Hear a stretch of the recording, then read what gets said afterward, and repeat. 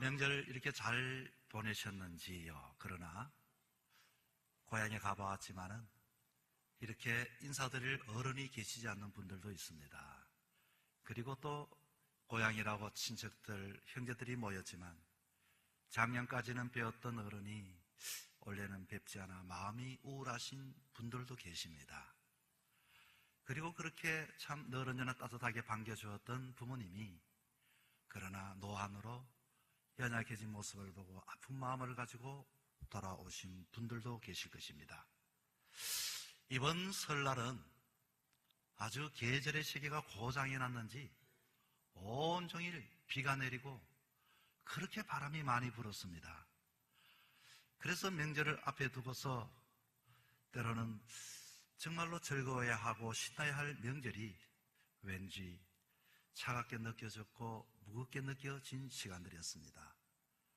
아마 이 중에서는 명절을 앞에 두고서 가족의 임종을 맛본 겨울비를 맞은 가족도 있을 것입니다. 그리고 중국 우한발 코로나의 소식에 의하여 함께 가족이 만나고 함께 떡을 나누고 즐거워야 할 시간들이 도시가 봉쇄가 되어지고 고향길이 차단이 되어지고 그리고 춘절, 봄을 맞이하기 위한 그 마음보다는 차가운 비, 바람을 맞이하신 분들도 계실 것입니다. 저도 아주 개인적으로는 주일이 지나고 월요일이라도 이제 한 분밖에 안 계시는 우리 장모님을 뵙기 위해서 그렇게 장례일을 끝나고 그렇게 늦게 이렇게 가보았는데 어른을 인사길 여전히 비는 내렸고 바람은 세차게 불었습니다. 그런데 그렇게 사리가 밝으셨던 분이 혈관성으로 인하여 기억이 깜빡하셨어요. 그래서 약이라도 먹으면 좀 이렇게 더 맑은 정신을 가질 텐데 싶어서 약도 자시지 않아서 아예 벽 도배지 위에다가 월화수목금토 글을 써서 거기다가 약을 아예 딱 붙여서 아침에 먹을 약, 저녁에 먹을 약 어머니 한 개씩 이렇게 떼어서 드세요 하고서 돌아오는 그 길에도 여전히 겨울비가 내리고 바람이 심하게 불었습니다. 여러분, 설날, 이 설날에 만나는 겨울비는 우리의 삶을 어쩌면 다시 한 번 더 인생을 돌아보게 합니다. 어떻게 사는 것이 진정한 복된 인생의 삶일까? 우리의 삶을 더 진지하게 앞으로 남은 여정의 삶을 더 하나님 앞에 다짐하며 살아가는 시간이 되어지기도 합니다. 여러분, 어떻게 우리의 남은 여정의 삶을 살아가겠습니까? 예수를 믿으면서도 여전히 그 즐거운 잔치날에, 그 설날에 겨울비가 내린다면 얼마나 마음이 아프고 힘들겠습니까? 조선 후기의 다산 정약용은 인생에서 어떻게 하면 즐거운 삶인가에 대한 세 가지를 이야기합니다. 첫째는 인생은 어린 시절에 내가 떠나왔던 그 고향을 한번 가보는 것은 인생의 즐거운 일이다. 또 인생은 그렇게 가난하고 힘들고 고생했던 그 장소를 내가 성공해서 가보는 일은 너무나도 인생이 신나는 일이다. 또한 인생이라고 하는 것은 내가 혼자 외롭게 찾던 곳을 마음 맞는 사람과 사랑하는 가족과 함께 그렇게 그곳을 찾아간다면 그 인생은 즐거움이 있고 기쁨이 있다고 했습니다. 인생의 즐거움이 뭘까요? 삶을 살아가면서 설날을 맞이함에도 겨울비가 내린다면 바람이 분다면 인생이 즐겁지 않을 텐데 말입니다. 사람들은 이렇게 말합니다. 인생의 즐거움은 어떡합니까? 그래도 내가 가르칠 수 있는 곳이 있다면, 내가 배울 수 있는 것들이 있다면, 내가 나눌 수 있는 것이 있다면 그게 행복한 인생이 아니겠습니까? 그게 인생의 즐거움이죠. 이렇게 이야기를 하기도 합니다. 그렇습니다. 과연 예수 믿는 사람들에게 인생의 즐거움은 뭘까요, 여러분? 내가 하나님을 믿은 인생 여정 속에 우리의 소망은 무엇인가 하는 것입니까? 내가 어떻게 살아가는 것이 진정 이와 같이 내가 의미가 있고 유익한 삶이 되어질까 하는 것입니까? 좋은 사람을 만나는 것입니까? 물질을 가지는 것입니까? 내가 기대했던 일들이 되어지는 일들입니까? 물론 그것은 우리를 즐겁게 하고 소망에 두지만 또 겨울비가 내린다면 어떻게 하겠습니까? 바람이 분다면 우리 마음이 쉽게 차가워지지 않겠습니까? 자, 이것을 가만히 생각해 보면서 우리 인생길에 내가 하나님을 믿는 사람일지인데 내가 어떻게 사는 것이 정말로 진정한 인생의 삶을 살아가는 것인가를 다짐하게 되는데, 책 중에 익명의 크리스찬이라고 하는 책이 있습니다. 현대 그리스도인들이 예수를 믿으면서도 그 마음에 공허한 마음을 가지고 살아가는 그와 같은 내용을 이야기하는데, 거기에는 익명의 크리스찬들은 이름은 있지만은 소속되어지기를 싫어해서 그냥 예배를 드리고 그냥 가버린다는 것입니다. 그러나 여러분, 인생의 즐거움은 첫째는 무엇인고 하니 내가 어디에 소속이 되어져 있는가. 그리고 또 한 가지는 익명의 크리스찬의 그 내용에 의하면은 사람들은 모두가 자기 계산에만 밝아서 그리고서 익명으로 살아가다 보니까 봉사하거나 헌신하거나 출석하거나 적극적으로 참여하지 않고 소극적으로 살아간답니다. 왜냐하면 많이 하면 시간이 손해보고 물질이 손해보고 내 몸이 손해보기 때문에 이게 익명의 크리스찬들입니다. 또 익명의 크리스찬들은 내 생명은 내 것이라고만 생각하고 살아가는 크리스찬들입니다. 그런데 오늘 본문은 우리에게 진정 이 땅에서 어떻게 살아가야 할 것인지, 예수 믿는 사람들이 정말로 가치 있고 복 있게 살아가는 방법을 구체적으로 세 가지를 이야기합니다. 첫째는 우리 인생은 어떻게 살아가야 할까요? 겨울비가 내린다 할지라도 예수 믿는 사람은 첫째는 무엇보다도 우리는 나의 신앙을 고백하며 사는 자가 되어야 합니다. 오늘 본문 29절에 이렇게 말합니다. 너희는 나를 누구라 하느냐? 베드로가 대답하여 이르되 주는 그리스도시요 살아계신 하나님의 아들입니다. 마가복음에는 이 장면을 이렇게 말을 하고 마태복음에는 16 똑같은 내용을 칭찬을 하면서 엄청난 축복을 하는데, 무슨 축복을 주시는고 하니 그렇게 고백한 사람에게 내가 천국의 열쇠를 너에게 주리라. 할렐루야. 이 땅에 우리가 겨울비가 내리고 바람이 불어도 이와 같이 고백하는 자에게는, 예수 믿으면서 이와 같이 주님은 나의 살아계신 하나님의 아들입니다고 고백할 때는 천국의 열쇠를 얻으니 우리는 겨울비가 내린다 할지라도 웃을 수가 있고 소망을 가질 수가 있고 기뻐할 수가 있습니다. 여러분, 이 신앙 고백이 뭘까요? 일상의 삶 속의 신앙 고백, 아마 이게 유족들도 앉아 계시는데, 제가 한 2주 전 우리 김옥인 권사님 전화를 받고 먼저 하나님 나라 가신 고 이현우 성도님 하나님이 부르셨습니다. 우리 권사님 가정에 믿음 좋은 아들도 있고 딸도 계시는데, 이분들이 늘 아버지가 예수를 믿지 않아서 예수를 믿을 것을 권유했대요. 마지막까지도 권유를 하고 권유를 해도 그렇게 화를 내고 막 참 상처받을 말을 하고 도무지. 그런데 임종전 5시간 전에 전화를 받고 제가 갔을 때 제가 예수 영접을 시켰습니다. 신앙의 고백을 시켰습니다.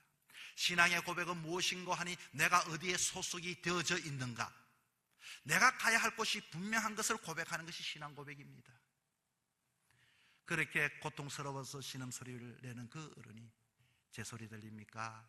들리면 아멘 해보세요 했더니 아멘. 그래요.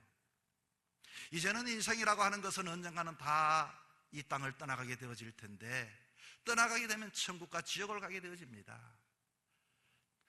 이제 이 세상을 떠나서 천국 가기를 원하십니까? 그랬더니 아멘 하셨습니다. 그러나 우리 인생은 천국 가기를 원하지만 모든 사람이 죄인입니다. 정말로 이 세상의 삶을 살아가면서 죄인이기 때문에 천국에 갈 수가 없습니다. 본인이 하나님 없이 살아왔던 죄인임을 알고 고백합니까? 아멘. 그렇다면 죄인이라 할지라도 주님은 누구든지 예수를 믿게 되면은 예수의 이름으로 천국에 가게 되어지는데, 내가 예수님을 믿으십니까? 그랬더니 아멘 이렇게 말씀을 하셨습니다. 여러분, 이 소리를 듣고 가족들은 그렇게 평생에 아버지가 예수를 믿고 신앙 고백하기를 원했는데, 이제는 그분이 어디에 소속이 되어져 있는지, 이 땅의 삶을 살아가면서 이제는 천국에 소속되어진 것을 나는 하나님의 자녀라는 신앙 고백을 하는 그것이야말로 얼마나 소중하고 귀한 것인지 모릅니다. 익명의 크리스찬, 교회에 있지만 나는 하나님이 나의 구주 되어짐을 고백하지 못하는 사람은 불행한 사람들입니다. 내가 어디에 소속되어져 있는지도 모르고 이와 같이 예수를 믿는다면 우리는 너무나도 안타까운 사람들입니다. 여러분은 어떻습니까? 가정에도 마찬가지입니다. 남편은 아내에게 사랑의 고백을 해야 합니다. 아내는 남편에게도 늘 언제나 감사의 고백을 해야 됩니다. 부모들은 자식들에게 너가 우리 자녀가 되어진 건 우리는 너무나도 감사하게 생각한다고 그런 고백을 해야 합니다. 자녀는 부모에게 감사하다고, 나의 부모가 되신 것을 감사하다고 고백을 해야 하는 것입니다. 이번 설날에 그렇게 다녀오면서 우리 집 사람도 그런 이야기를 해요. 어머니에게 사랑한다는 소리를 그냥 지나가면서는 했지만 정말로 손을 잡고 엄마 사랑해요 그랬더니 눈에 눈물이 글썽인다는 거예요. 사랑한다는 그 고백이 여러분 무슨 의미일까요? 오늘 우리는 하나님을 믿으면서도 하나님의 자녀 되어짐을 고백하지 못하면서 정처 없이 나그네처럼 살아가는 사람들, 그 사람은 겨울비가 내리면 더 불안하고 근심할 수밖에 없는 것입니다. 여러분, 예수님을 믿으면서 천국의 열쇠를 얻기까지 주님을 고백할 수 있는 여러분 될 수 있기를 바랍니다. 일상의 삶 속의 신앙의 고백은 아름다운 것입니다. 복된 것입니다. 내가 어디에 속해 있는가를 분명하게 자기의 정체를 밝혀내는 것입니다. 두 번째는 이 땅에 우리가 어떻게 살아가야 할까요? 나를 부인하고 십자가를 지며 살아가셔야 합니다. 34절의 말씀에 무리와 제자들을 불러 이르시되 아무든지 나를 따라오려거든 자기를 부인하고 자기 십자가를 지고 나를 따르라고 했습니다. 여러분, 자기를 부인한다, 예수를 믿는다고 하는 것은 오늘도 왜 익명의 크리스찬으로 살아갈까요? 내가 부정하는 것이 싫다는 것입니다. 내가 잃어버리는 것이 싫다는 것입니다. 손해보는 것이 싫기 때문에 내가 이와 같이 익명의 크리스찬으로 살아가는 것입니다. 그러나 예수님을 믿는 사람들은 익명의 크리스찬들이 아니라 나를 자기를 부인하고 십자가를 지고 사는 사람들이 예수를 믿는 사람들입니다. 자기를 부인한다. 여러분, 자기를 부인한다는 것은 자기의 권리를 포기하는 것입니다. 자기의 주장을 포기하는 것입니다. 자기의 정욕, 자기의 욕심들을 다 내려놓아야만이 주님을 따라갈 수 있습니다. 바울 사도는 어떻게 고백을 했던가요? 바울 사도는 이렇게 고백을 합니다. 나는 날마다 죽는다라고 했습니다. 죽는다는 것이 무엇입니까? 죽는다는 것은 이와 같이 듣는 것도 죽고 말하는 것도 죽고 내 것이 없다는 것입니다. 죽는 자는 보지 못하지요. 아직까지 상대방의 티끌이 보여 속이 상합니다. 죽어야만이 주님을 따를 수가 있습니다. 죽지 않으면 내 마음대로 내가 가고 싶은 길로 가고 내가 가고 싶은 그 시간 안에 내가 머물게 되어집니다. 죽은 자는 말하지 못합니다. 아직까지도 내 입에 불평이 나오는 것은 내가 살아있기 때문에 그런 것입니다. 주님을 따르는 사람들은 자기를 부인하라고 말을 합니다. 그리고 십자가를 치라고 말합니다. 내가 살았으면 무엇을 말할까요? 내가 손해보는 것을 말합니다. 내가 잃어버리는 것을 말합니다. 내가 마음에 들지 않는 것을 말하는 사람들, 내가 아직도 내 것이 있기 때문에 그런 것입니다. 출애굽기를 봤더니 십계명이 하나님께서 인간에게 주신 첫 번째 되는 그 약속의 말씀으로 계명을 주셨죠. 나 외에 다른 신을 두지 말라, 만들지 말라. 저는 이 장면을 묵묵하게 생각하면서 과연 이 다른 신은 뭘까? 다른 신, 내가 섬기는 신은 뭘까? 여러분, 내가 섬기는 신은 물질은 아닐 수 있지만, 명예는 아닐 수 있지만 내가 나를 섬기더라, 그 말인 것입니다. 우리는 언제나 생각하는 것도 주님이 이라면 어떻게 하셨을까가 아니라 내가 생각했다, 내가 부탁했다, 내가 수고했다, 내가 헌신했다, 내가 이와 같이 손해봤다, 나라고 하는 것, 이와 같이 내 앞에 두고 살아가는 것, 이것 부인하지 않고 주님의 뜻이라면 어떻게 할 것인가? 내 인생에 내가 주어가 되는 삶이 아니라, 나를 이끌어가는 생에 내가 나를 이끌어가는 것이 아니라 나를 부인하고 자기 십자가를 지고, 자기 십자가를 지고 나를 쫓을 것이라. 여러분, 자기 십자가는 어떤 십자가입니까? 결혼하면은 부부는 서로의 십자가가 생기게 마련입니다. 세상의 사람들은 십자가 없는 사람들이 없습니다. 내가 뭔가를 하려고 하면 그에 대한 십자가가 분명히 있습니다. 십자가가 지기 싫은 사람들은 하지 않으면 됩니다. 그러나 뭔가를 하려고 하는 순간, 결혼을 하려고 하는 순간 아내가 십자가가 되고 자식이 십자가가 됩니다. 내 마음대로 했지만 이제는 십자가가 되어서 그를 존경하고 그를 사랑하고 그를 책임지는 십자가는 나의 십자가인 것입니다. 우리는 물질적으로도 시간적으로도 정신적으로도 져야 할 십자가 등에 바짝 붙여야 편합니다. 십자가 없는 사람은 없습니다. 여러분 피할 수 없으면 즐겨야 하지 않겠습니까? 여러분의 남은 여정의 삶, 설날이라 할지라도 겨울비가 내리면 우리는 어떻게 할까요? 두려워하지 않는 방법은 주님을 따라갈 수 있는 여러분 될 수 있기를 바랍니다. 세 번째는 나의 남은 생명 하나님께 맡기며 살아가야 합니다. 사람들은 35절에 누구든지 제 목숨을 구원코자 하면 잃을 것이요 누구든지 나와 복음을 위하여 제 목숨을 잃으면 구원하리라.